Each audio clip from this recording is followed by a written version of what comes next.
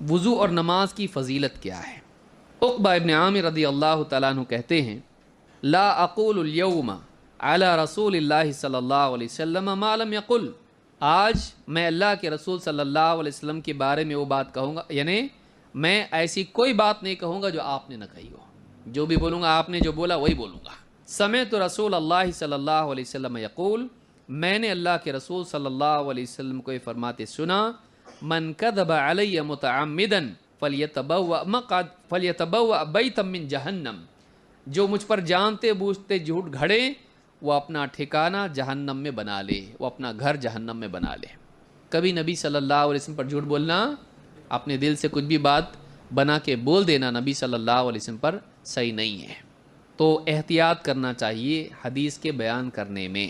اور فرماتے ہیں وہ سمعت النبی صلی اللہ علیہ وسلم یقول، میں نے اللہ کے نبی صلی اللہ علیہ وسلم کو فرماتے سنا، رجل من امتی یقوم من اللیل، میری امت کا کوئی شخص رات میں اٹھتا ہے، یعالج نفسہ الی الطہور، اور اپنے لیے وضو کا پانی لیتا ہے، وعلیکم عقد، اور رات میں جب تم اٹھتے ہو تو تمہارے اوپر کچھ گرہیں لگی ہوتی ہیں، ناٹس، شیطان تمہارے اوپر کیا کرتا ہے؟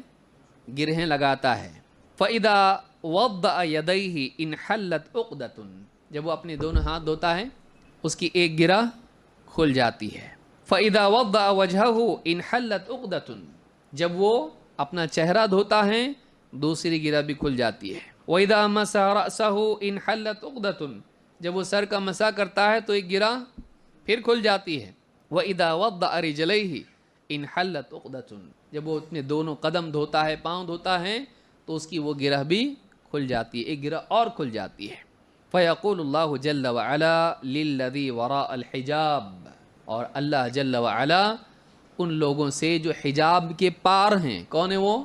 فرشتے جو ہم سے چھپے ہوئے ہیں، ان سے اللہ تعالیٰ کہتا ہے انظروا الی عبدی، انظروا الی عبدی ھذا یعالج نفسہ لیسألنی، دیکھو میرے بندے کو، یہ میری خاطر اپنے نفس کو کچل کے وضو کر رہا ہے، کیوں؟ تاکہ یہ مجھ سے کچھ مانگے۔ رات کے وقت میں اٹھ کے وضو کر رہا ہے، اتنا مجاہدہ کر کے، نیند چھوڑ کے اور ٹھنڈے پانی سے وضو کر کے، اور اب نماز پڑھنے والا ہے، دعا کرنے والا ہے، یہ سب کیوں کر رہا؟ رات کے وقت میں اٹھ کے تاکہ مجھ سے کچھ مانگے۔ لیسألنی ما سألنی عبدی ھذا فہو لہ، ما سألنی عبدی ھذا فہو لہ، اب میرا بندہ جو مجھ سے مانگے اس کو میں دوں گا، میرا بندہ جو بھی مانگے گا میں اس کو ضرور دوں گا۔ 2 بار کا رات میں اٹھ کے وضو کر کے، یہ بندہ کیوں کر رہا ہے اتنا مجاہدہ؟ رات میں پہلے تو نیند چھوڑنا مشکل ہے، آسان ہے؟ بہت مشکل ہے۔ پہلا آسان ہے، دوسرا مشکل ہے۔ بیٹھنا نہیں سونا وہ آسان ہے، سونے کے بعد پھر سے اٹھنا، نیند چھوڑ کے اٹھنا بہت مشکل ہے۔ تو یہ نیند چھوڑ کے اٹھتا ہے پھر وضو کر رہا ہے، کیوں؟ تاکہ اللہ سے مانگے، یہ مانگنے کا وقت ہے، رات کا آخری تہائی حصہ دعا کا وقت ہے۔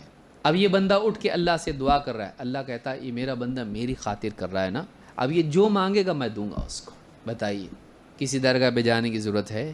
کہیں اور جانے کی ضرورت نہیں، بہت بڑا کچھ کرنے کی ضرورت نہیں، اپنے گھر میں جھوپڑا، ہاں فلیٹ بنگلہ کچھ بھی ہو تیرا، اس گھر میں اٹھ، وضو کر اور اللہ سے مانگ۔ اللہ تعالیٰ خود فرماتا ہے یہ بندہ میرے لیے ایسا کیا، جو مانگے گا میں اس کو دوں گا۔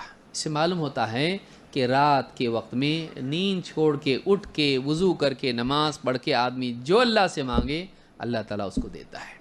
یہ بہترین وقت ہے اللہ سے مانگنے کا، چاہے اپنے لیے ہو، بیوی بچوں کے لیے ہو، رشتہ داروں کے لیے ہو، امت کے لیے ہو، آدمی مانگے اس وقت میں اللہ سے مانگنا چاہیے۔ امام احمد اور ابن حبان نے اس کو روایت کیا اور یہ حدیث حسن درجے کی ہے۔